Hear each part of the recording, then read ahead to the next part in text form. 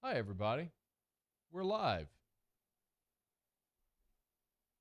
Like and share, like and share, like and share. Live. Like, remember that song that went, "It's all the way live"? Remember the band? No. What band was that? Well, It's all the way live. It's all the way live. hold on. Hey, Kirk Taylor. Hey, Chuck Bro. Hey, Jean-Pierre Pellouet. Lightning crashes. Well, that's the band live. Yeah, that's what I said. That's not what we're talking about. Yeah, it is. We're talking about the song All the Way Live. I'm talking about the band live. Well, they're really good. Lightning crashes. You're so stupid. Remember that? I do remember that. How old were we? How old were you? I think Is that middle school? Selling the Drama was the name of that album, which dropped, I would say, 90. I'm going to say 94 was Selling the Drama. No. I think it was Throwing Copper. Or maybe Secret Samadai. Throwing Copper was the name of the album. Selling the Drama was on that album. It was like a zombie doing this, like on the front, the artwork. Yeah, That's it, dude. You nailed it. I know. Selling the Drama's on here. I told you that. I know the album. What? Give me another song from that album. Lightning Crashes, Selling the Drama. The Dam at Otter Creek. Good song. Good tune. No, there was one other big hit on that album. It was I Alone. I Alone. I alone love you. I alone tempt you. Lightning. Crashes, and old mother dies. All right, let's do this. What do you say? Yeah. All right, here we go. This is the Oh, wait. It's really low. Hold on. Let's start it over. I'll turn that volume up a little bit. You're all right, now you ready? Mm-hmm. Still sounds kind of low, but all right, let's do it. This is the Riot Podcast with Matt Moscona and Ryan Theriot. One is an athlete, the other an athletic supporter. Follow the guys on Twitter at Matt Moscona and at rterrio7. Here's Matt and Ryan. Okay, it is the Riot Podcast. I'm Matt. He's Ryan. I should mention, though, this is not just the Riot Podcast. This is the award-winning Riot Podcast. We've been gone because of the Rona. They Best were of the best. really limiting people in the building, so Theriot couldn't come up here. We snuck him in on Fridays to do his segment on AFR, but we weren't able to do it. Now we're into phase 2 of the reopening post-Rona, so we're able to resume what we all know is the best podcast in the state of Louisiana, according to the Louisiana Association of Broadcasters. We got voted early this year. It was January, maybe February was the LAB Awards, but we got voted the best podcast in Louisiana at the 2020 LAB Prestige Awards. Now, on the plaque, they did put the Riot Radio Hour instead of the Riot Podcast, but we know what this is. It's the best podcast category. That's just showing what's coming next year. What? The Riot Radio Hour is going to get an award. Well, why would that get an award? Well, because it's really good. But there's no award category for the Riot Radio Hour. They may be saying we're going to do a segment or an hourly award. No. And that one's going to be There's it. no reason they would ever do that, ever. And then I would get another award and maybe get an invite to the award show so I can go accept our award together. Had I known we were up for this award, we were finalists for the award, and we were going to win the award, clearly you would have been invited. But I don't handle the invitations, and we've been over this before. But yes, we did win an award for the best podcast, and for some reason, people continue to listen to this, and they continue to watch it live. If you are watching us live, of course, thank you. If you are listening or watching later, we do this live Tuesdays at noon Central Time on the 104.5 ESPN Baton Rouge Facebook page, so thanks for being here. Like Tyler Hales and Stacy Schilling and Esteban Esteves. And all these people. Where are you seeing that? On Facebook. Well, how come I didn't get a notification that we were going live? Because you're stupid. No, I'm not stupid. That's why. No. Hold on. Where is it? It's not on here. Well, you should go to the 104.5 ESPN Facebook page and see it. There it is. Now hit the share button, fool. Hit the share. If you're watching us on Facebook, share. Okay, let's talk about some some baseball stuff because there's a lot of relevant stuff. We'll get to the LSU guys going pro here in just a second. But on Monday evening, we're recording this Tuesday, noon Central. Last evening, Rob Manfred was one of 6 sports league commissioners that went on a panel on ESPN to discuss the possibility of sports returning post-Rona. And Rob Manfred essentially said he had serious doubts as to whether or not baseball is going to be played this year. That just 4 days after he said with 100% certainty that there would be a season. Well, now he's not so sure. He said what's going on in baseball is a, quote, disaster. His words, disaster. Yes. So, all right, Mr. Former MLBer, where do you stand? Baseball or no? Yes, baseball. And I've said that from day one. I think they're going to play. I do. This is more posturing from Rob Manfred. Hey, bro. No, it's gonna happen. They're gonna have to play. This is his last chance. This has always been about pay cuts for the players. The entire time. This goes back to the last CBA. That they're trying to get a handle on the salaries and don't want to pay the guys as much, while not addressing the big issue, which you and I have talked about numerous times on this, is figuring out a way to lift up your players and allow them to promote themselves. They're trying to still control everything from an earnings standpoint with the salary. Okay, so they've gone about this all the wrong way. But I do think it's going to happen. What makes you think this is going to happen? I think it has to happen. No, it doesn't. Clearly, baseball has already missed a season. In 1994, there was a strike. Like, it doesn't have to happen. If they don't play this year, I don't think they play next year. I agree. Which would decimate the game. That's why I think it's going to happen. But I think you have both sides that are so entrenched right now in their stances, it's hard to budge because, Ryan, what's happening, and I think you'd agree with this, the owners, the Major League Baseball owners know that if they play this season, they're going to lose a ton of money. They will lose more money by playing this season without fans than they would by not playing the season. Players, meanwhile, are saying, we want our full prorated salaries and we're not going to take less. It's not our problem that you're not going to make money this year. And players don't seem willing to budge, nor do I think should they. But neither side's willing to give, so I don't think, at this point, I don't think they're going to play. If you're just watching from the outside looking in, not understanding kind of the inner workings of what's going on here, I can see how one would feel that way. I understand what's going on. Like, Don't be dismissive and think I don't understand. I understand what's happening. Baseball owners are looking at a shortened season where the revenue model doesn't work. It doesn't work. If you're going to play a shortened season and not have fans in the stands, and all you'll have is your local TV money and a modified local TV and national TV money, your revenue is going to be significantly lessened, and your expenses are going to far outpace your revenue.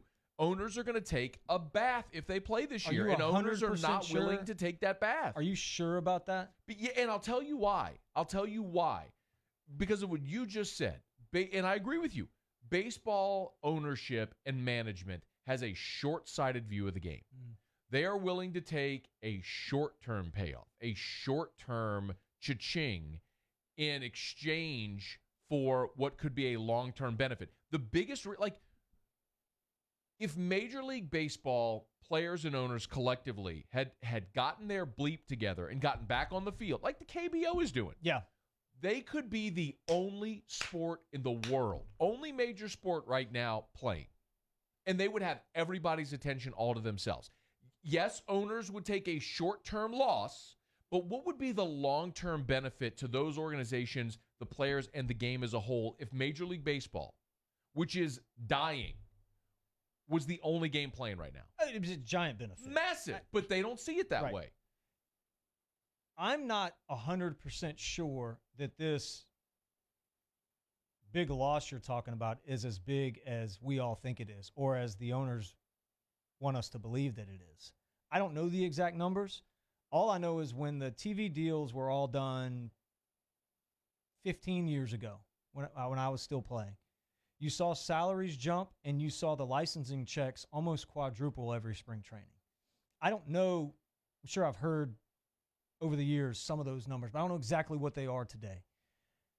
Have we thought about the expenses that are taken away when you play a game in Arizona spring training as opposed to Wrigley Field, right? But they're talking about playing games in stadiums. Okay. In home stadiums. Correct. So you've got travel. You got to hop on your jet. You got to go stay at the Ritz for your whole travel party, right? You're going to have buses to and from games. When you have home games, you're paying all your salaries, but you don't have fans coming through the gate paying. You don't have 81 home games and 81 gates, 81 season ticket holders, concessions, all that stuff. Yeah. You're taking a massive loss from your top line revenue. I know when I was in Chicago, we did the math, and Wrigley Field or the Cubs, each home game made anywhere in between $8 and $11 million. I'd buy that for each home game. But you got to remember, there's tons of expenses associated. You know, even like at Traction, sometimes it makes more sense to have a smaller event just because you don't have to hire as many people. You know, gate workers, concession stand, all that stuff. But the big difference is you're not paying salaries. So you're not paying MLB player salaries. That's the biggest difference. I wonder if the TV money changes on viewers. The TV money is or it just is what it is. No, the TV money is going to be prorated just like a player's salary would be. If you only have half a season, and why You're would getting half of that? But would you get more? My question is, would you get more? So let's say the average number of viewers for a well, that's irrelevant. No, okay, that's that irrelevant. matter. That's irrelevant. What would happen is you brought up the Cubs. The Cubs have a deal with WGN. Right. They have a deal for 81 Cubs home games or however many road games there are. Like if it's 162, how many games would air on WGN? 150 out of 162? Quite a few. Let's call it 150 out of 162 because there's probably some national games where WGN can't air, or maybe it's all 162. Let's call it 162. Okay, just to say it's easy. Well, if WGN's deal with the Cubs is for 162 TV windows, and now all of a sudden that 162 becomes 81, well, the money is half as well. So, I mean, the owners are crunching numbers going, all right, well, if our TV revenue's half and we get zero at the gate, well, we can't afford salaries even if they're prorated, which is why they want the players to take less, so they're lessening that hit. But my point is, I don't care if you're going to take it. There's a lot of business owners. You know this well. How much of a hit did Traction Sports Performance take over the 3 months? I don't want to talk about it. I know you don't want to talk about it because it's a massive number. But you know what? You know this as an operator as well. Just because you open your doors and you're running a business doesn't mean you are right. It is your God-given 100%. right to make money. That's like true. sometimes you operate at a loss. But baseball owners this year are saying we're not willing to do that. So I'll say this about the owners, and I do know this for a fact. They have never been transparent on how much money they make. So nobody really knows that number. Nobody knows how much the New York Yankees ownership group is actually making, right? How transparent is any business with the government with what they actually Okay. I get it. That's what I'm saying. Okay. So the PA... Let's not act like that's atypical, though. Okay, well, then let's also not act like they're going to lose a ton of money because we don't know. That, I think, you can look at, I think, basic economics and realize not having a gate for 81 games is True. crippling. You will lose. I know, like LSU, for example. I know LSU's budget. I have seen confidentially LSU's budget. I know what they take in from ticket revenue. I know what they get from the SEC. I know all that. The largest percentage of LSU's revenue, and I'll grant you this is college relative to pro, is from ticket revenue. That is the largest percentage of LSU athletics revenue is from ticket sales. Right. Like, if you go to zero on that, you don't function. And I would imagine in some respects it's similar for pro sports. Yes and no. I know that the TV revenue is bigger, but also, but you can't I know a number that's giant in this whole scenario that we haven't even discussed. It's like licensing stuff, like hats and T-shirts and baseball cards. Like that number's and real. how much of that stuff is sold on game days at venues? Quite a few, quite a bit, and all quite that a goes bit. to zero. Yeah, no, I know it does. It does. But my thing is, I think where the PA, I don't think I've read this a few times, where the PA is miffed. They would like to see, yes, you're not gonna make as much money, but are you losing money? and they can't get a straight answer from anybody. And that's kind of the crux of this whole thing. Now, if you're correct and they do get crushed, like they're like losing, then I get it. I think they're like losing. Okay. I don't know the answer. I don't think anybody knows the answer to that. And they're not going to open their books, nor should they. But I do believe they're like Wouldn't that solve the problem though? What if the Cleveland Indians says, "Look, guys, Tony Clark, here it is." Right? How many things on your personal income tax do you that lunch I had with my wife and kids, yeah, it's a business expense. I've never done that. Right. You've never done that. That car I bought, that's a business vehicle. Well, if you use it at your business, it's a business Look vehicle. at that in context of a major league organization, and that's why you'll never see them open their books. We all know it, and we all just kind of go, all right, okay. That would solve this problem, though. But it's not going to happen. You think they play? No. You think it's over? I think it's over. And here's the case in point. The Players Association said yesterday they're done with it. Tell us when and where. When and where That's right. was the quote. When and where. Okay. Let's say Rob Manfred comes out today and says, July 31st, home ballparks. Mm-hmm. You think players are showing up? Because I don't. Not based on the rev share that the owners have proposed. That's still the issue. So there's some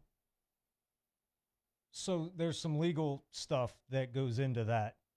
The reason why they're saying when and where is they want Major League Baseball to put a schedule out and a time frame and that whole deal. And then then they're going to file a grievance, and then you have the arbitrators, and then I've heard upwards of $1 billion that the players would be asking for, right? You're right. And the problem with that, though, is, brother, it is June 16th. Mm-hmm. If you want to be done, and they've had their drop-dead date at the end of October, what are you going to do, play a 20-game schedule? No. Just go straight into the postseason? I mean, it's a giant tournament. It's June 16th, man. It's June 16th. Like, we're almost halfway. We'd be almost halfway done. Mm-hmm. I mean, you're almost there. They got to play. I mean, they have to. They don't have to. No, they don't. And I don't think they're going to. Hey, tell people about our friends over at Allen Custom Flooring. Oh, my gosh. What's not to say here? I don't know. You should better start saying something. Wood floors, tiles, laminate. Yes. You name it. My guy, Mike Allen, and I talked to him quite a bit. He's hard to get in touch with because he's in such high demand, putting these wood floors down. I'm a big fan of the Dirty Top Pine. Mike can do that. Whether it's new floors, new construction. If you're building a house, give Mike a shout. He can lay the floors in there. It's beautiful. If you've had some damage on your floors, like at my house, because my dogs and kids are disgusting. Oh, God. Mike can come over. He can fix that damage. Call Mike Allen at Allen's Custom Flooring. 225-955-2269. Give him a shot. Look, or just shoot him an email. Attaboy, Paulie. Allen's Custom Floors, LLC at gmail.com. About that. Nailed it. I went there. No, listen. I went there. I can't see it. It's not up there. But it was Henry's number. Oh. That was really good. Eric Hart, what's up? Craig Granger's watching. Appreciate everybody who's watching here on Facebook. So it's that time now where we have Theriot tell people to kick rocks.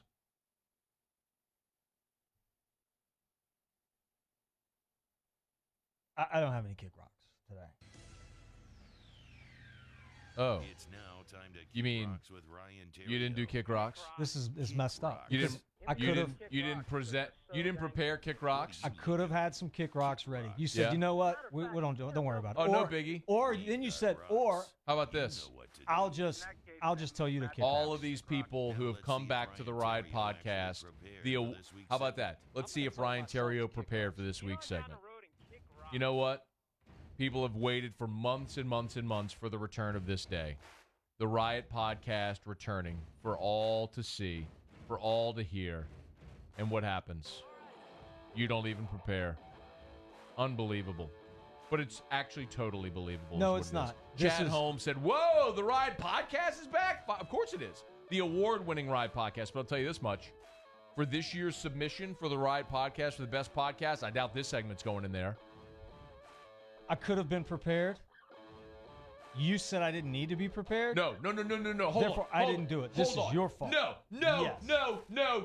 That's junk and garbage and foolish. You walked in here. We go live at noon Central. You walked in here at 11:58. That's correct. 11:58, and you sat in that chair and you go, I don't really have kick rocks. Right. You were not prepared. I had 2 minutes, and I could have gotten done in 2 minutes. And you know what we should have been doing?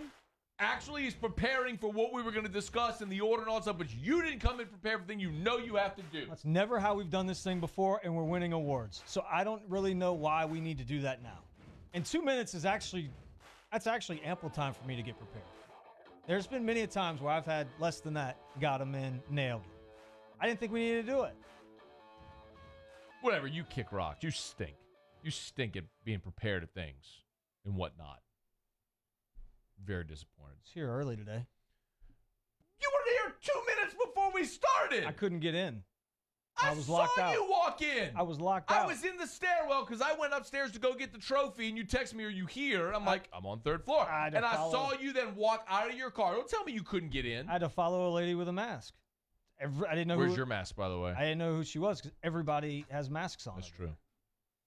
You know what's funny? I feel like I'm at Chick-fil-A. 3 months ago, if you had walked into a store wearing a mask, they'd have called the police on you. You're out. Now, if you walk in the store without a mask, they call the police on you. Yeah, it's weird. I was having that conversation yesterday with Musso. With Matthew Musso.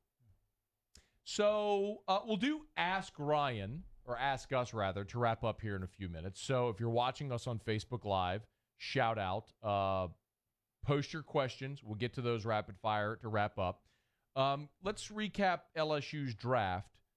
On Friday's episode of AFR, we talked about Henry and Cabrera being selected. We also found out that both Saul Garza and Zach Mathis have signed free agent deals. Thoughts on those two? So I was disappointed not to see a full season with Mathis. He had an unbelievable fall, and all I kept hearing coming out of the camp was how this kid could hit. And we saw glimpses of it. You know, he struggled a little bit early, then started going. He really needed this year, I think, to be propelled up in the draft. And had he had a good SEC, I think he goes in the top 10 rounds, you know, maybe sooner than that. So, but, you know, age, I think, factors a lot into this scenario for both of those guys. You know, the truth is, baseball is an international sport. Well, it used to be if they keep playing. I don't know if they're going to play or not. Yeah. But so you not only have the guys coming from America that go to high school, then go to college, and then get drafted, or they go straight out of high school, but you have players from all over the world. And in a lot of cases, Matt, they're not going to college. So Team A has the option of signing a 17-year-old kid from Puerto Rico, yes, Dominican Republic, Haiti, Japan, wherever. Curacao. Okay. Or Venezuela. Yeah. Or 24-year-old kid from Texas or Louisiana. And so the U.S. Virgin Islands. Yeah, there's probably a few from there. Tim Duncan's from there. Yeah. You know he was a swimmer before he played basketball? Great swimmer. Swing's a good wingspan. Yeah, good wingspan. Reach and grab.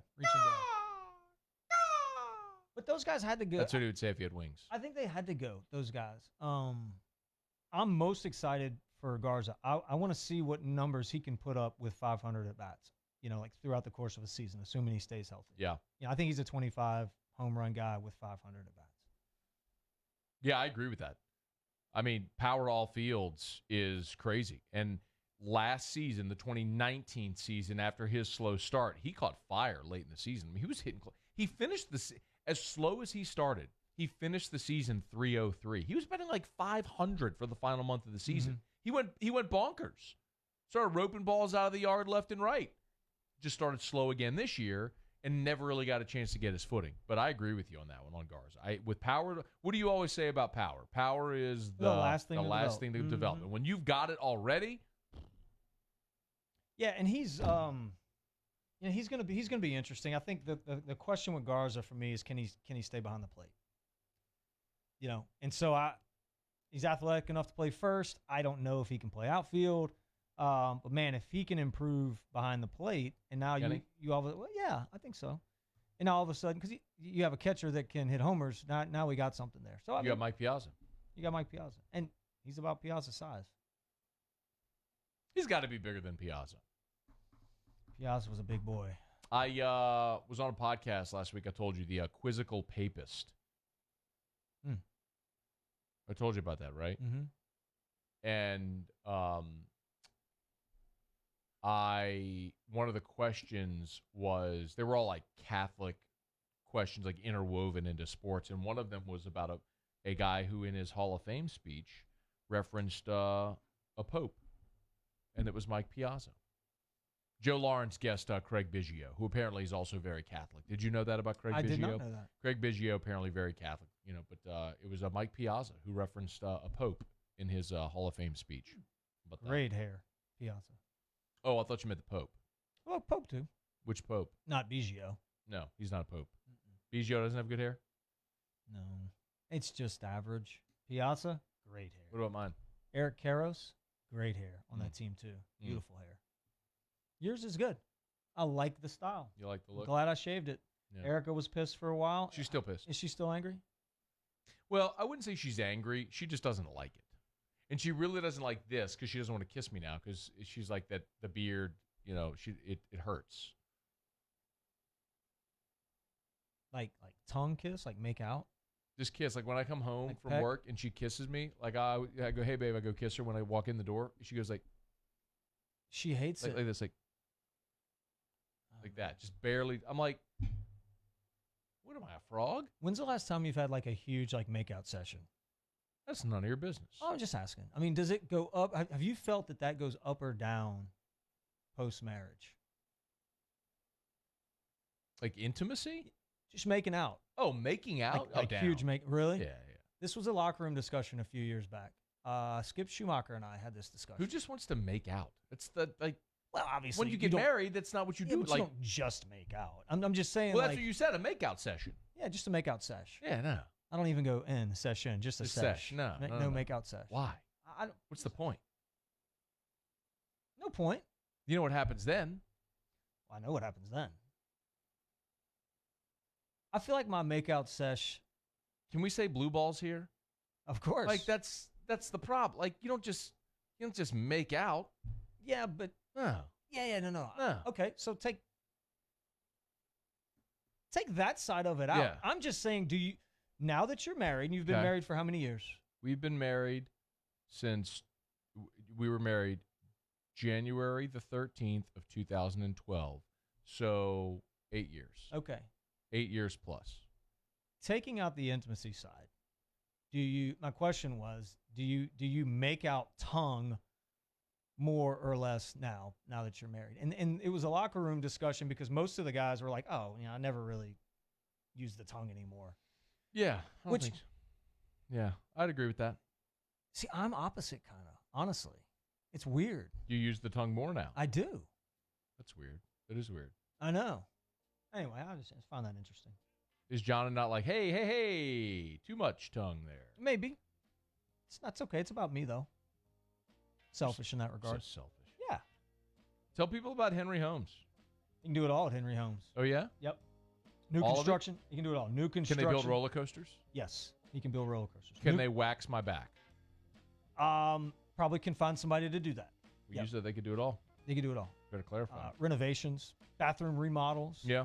Just got checked on one for my guy over at Traction Eddie. Huge remodel at his house. Check that thing out. I like that his name is Parfait. Yeah. It's a tasty last name. But Henry can do it all. And listen, you always want to do business with good people. I agree. This guy's got a great heart and does things for the right reasons. It's not just a contractor. He ends up being a friend and a close friend. Henry and I have been friends for a long, long, long time. And so I recommend him to anybody. Yeah. Call Henry at 225-892-5128. Whether it be new construction, remodel, laying concrete, driveway, whatever it is. Call my man Henry, and he can get you taken care of. Chad Holmes, Ask Ryan, thoughts on the long gone summer 30 for 30 that aired on Sunday? I thought it was great. Did you watch it? No. Oh, you got to watch it. It was really, really good. Sammy Sosa had a sneaky, like, underrated swing. He hit 66 homers in the season. But he hit 600 for his career. I get it. I get it. Prior to, the year before that, he made a change and added the toe tap. You're familiar with the toe tap. Yeah. He'd go back, boom, and then homer. Boom. Back, boom, and then home. Boom. And then he'd do the skip slide. Then he'd do the skip slide. Then he'd do the Did you play with him? spring training. 1 year. I'll Yeah. take it. Bad body, by the way. Yeah, bad bod. Dad bod. He added the toe tap, then he started hitting homers. Better bod, me or Sammy Sosa? Ask Ryan. I mean, when I saw him with his shirt off, I thought he was somebody's uncle. Huh? Like, you know what I mean? It's just kind of soft. Wasn't what I thought it was going to be. I was That's expecting big, Yeah. Boom. Steroid body. HGH body. but it wasn't. No, it wasn't. No. Terry Landry, can baseball survive another hit like this, like the strike in the 90s? Yeah.